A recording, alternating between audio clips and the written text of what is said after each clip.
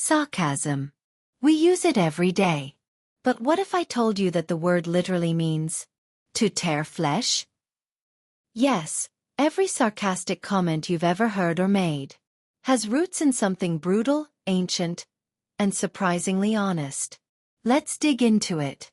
The word sarcasm comes from the Greek word sarkazein, which means to tear flesh like dogs. Back then, it wasn't a joke. It was used to describe speech so cutting, so sharp, that it felt like it was ripping someone apart. Verbally, of course. And in many cases, emotionally. Ancient Greek plays, especially in satire, were full of sarcastic lines. Words that mocked, wounded, and exposed hypocrisy. These weren't playful jabs. They were weapons of truth, spoken with a smile.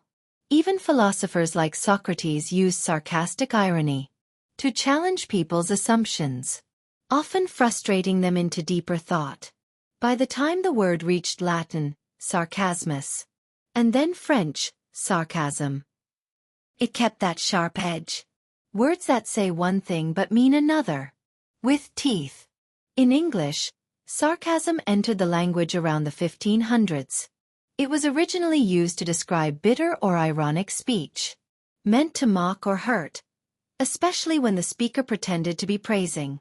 "Oh, brilliant idea. Wow, you're just so responsible." We say the opposite of what we mean. And the sting is the point. But as culture shifted, sarcasm evolved.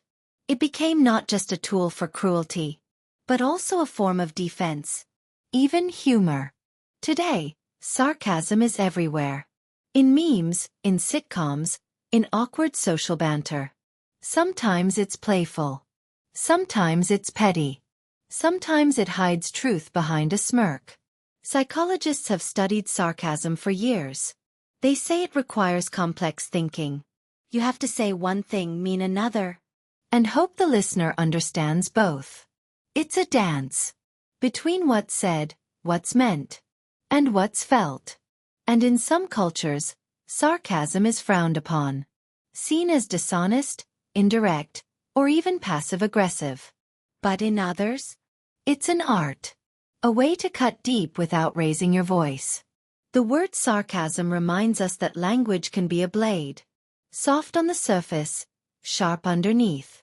So the next time someone says, "Nice going, genius," pause for a second, and remember, they're not just joking.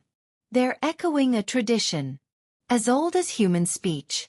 Subscribe for more surprising truths buried in everyday words. And next up, why does the word robot come from a word that means forced labor? Trust me, you'll never look at sci-fi the same way again.